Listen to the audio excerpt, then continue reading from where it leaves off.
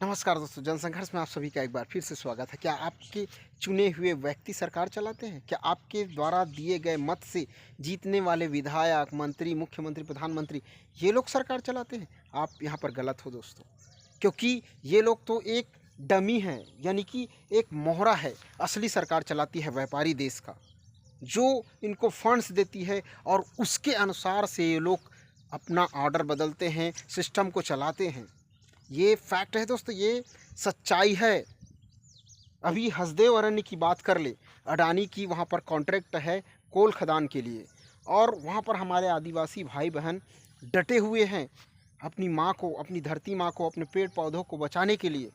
लेकिन उसी सिस्टम के लोग, पुलिस वाले, मुख्यमंत्री जो कि स्वयं एक आदिवासी समाज से आते हैं, वो उनके खिलाफ बैठे हुए हैं। ये सिस्टम है दोस्तों, क्योंकि ये ताकत दिखाती है कि व्यापारी की कितनी बड़ी ताकत होती है कि एक सरकार को हिला सकती है, सरकार को पलट सकती है। इससे साबित होता है दोस्तों कि आपके द्वारा जो मत दिए गए थे ना, उनसे चुनी गई सरकार सरकार को नहीं चलाती, बल्कि एक व्यापारी इनडायरेक्टली सरकार को, सिस्टम को चलाती है। ये फैक्ट है।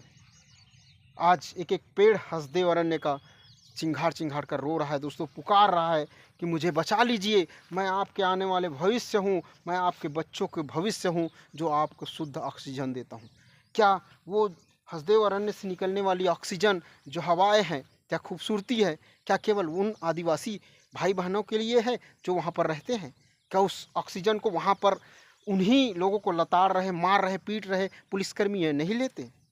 क्या आप लोग पुलिसकर्मियों से, मैं कहना चाहूँगा, जो वहाँ पर दौड़ा दौड़ा कर हमारे आदिवासी भाई बहनों को मार रहे हैं, क्या आप लोग केवल मंत्रियों की सेवा बजाने के लिए हैं? तमाम जनता से मिलकर आपको टैक्स से पैसे जाती है, आपको सैलरी चलती है, और केवल आप लोग सेवा बजाते हो मंत्रियों की, विधायकों की और बड़े बड़े वीआईपी की। आप लोग किसी भी आम जनता की बात ही नहीं सुनते हो। ये फैक्ट है। ये आप लोगों को शर्म आनी चाहिए, शर्म की बात है। क्योंकि जिस जनता की टैक्स के पैसे से, यानी कि जिसकी आप लोग खा रहे हो ना, उसी की थाली में छेद कर रहे हो आप लोग। यहाँ नहीं तो कम से कम ऊपर वाले के पास जवाब देना होगा, क्योंकि जिस जनता की टैक्स के पैसे से आपको सैलरी मिलती है, उसी जनता को आप लोग मारते हो, उसी जनता की एफआईआर नहीं लिखते हो, उसी जनता को लताड़ लगाते हो, उसी जनता को डंडे से पीट पीट कर भगाते हो, और उसी जनता के सामने अपनी वर्दी का रुआ आप झाड़ते हो। फैक्ट है दोस्तों। मैं हर पुलिस वाले को नहीं बोल रहा हूँ, लेकिन कम से कम 100 में से 80 निकलेंगे ऐसे जो जनता की एक भी बात नहीं सुनते, मजबूरी में ही सही, लेकिन आप लोग सिस्टम से बाहर हो। मंत्री, व्यापारी इसी के सिस्टम में बंद कर रह गए हो। क्या वो जंगल केवल आदिवासियों को हवा देगी? क्या वो जंगल को बचाने का धर्म केवल आदिवासियों का है? क्या छत्तीसगढ़ वासियों का नहीं है? क्या छत्तीसगढ़ में आप निवास नहीं करते? आप पुलिस वाले निवास नहीं करते? पैरामेडिकल फोर्स निवास नहीं करते? कितनी बड़ी विडम्बना है दोस्तों। हम हमारी ज़मीन को बचाने के लिए अपने ही भाई से लड़ रहे हैं, और ये लड़ाई करवा रहे हैं बड़े बड़े व्यापारी, अडानी पोर्ट, जो यहाँ की कोल को निकाल कर बाहर राजस्थान में बिजली पहुँचाएंगी तमाम जगह पर। ये सिस्टम है दोस्तों हमारे देश का, हमारे राज्य का। और हमारे मुख्यमंत्री जी, जो पिछले मुख्यमंत्री को कोसा करते थे, वो स्वयं आते ही ऑर्डर दे डाला और लाखों पेड़ को कटवा डाले।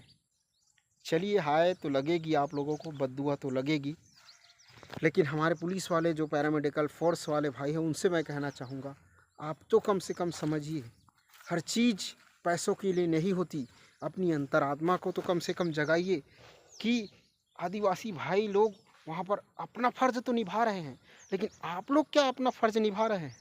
क्या आप लोग अपनी सही से ड्यूटी कर रहे हैं? क्या है आपकी ड्यूटी? आपको समझना पड़ेगा दोस्तों। आपको समझना पड़ेगा कि एक पुलिस की ड्यूटी क्या है।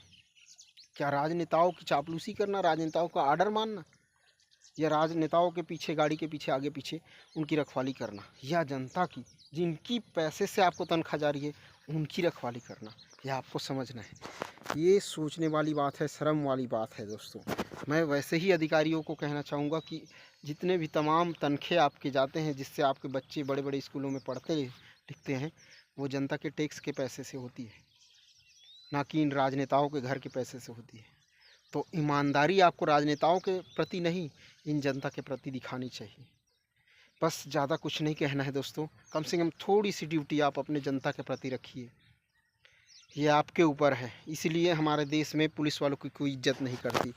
ऐसा देश है हमारा जहाँ पुलिस वाले आते हैं तो डर का फील होता है, एक तरह से डर का फील होता है आम जनता के लिए। ये आप लोगों की सोचने के वाली बात है।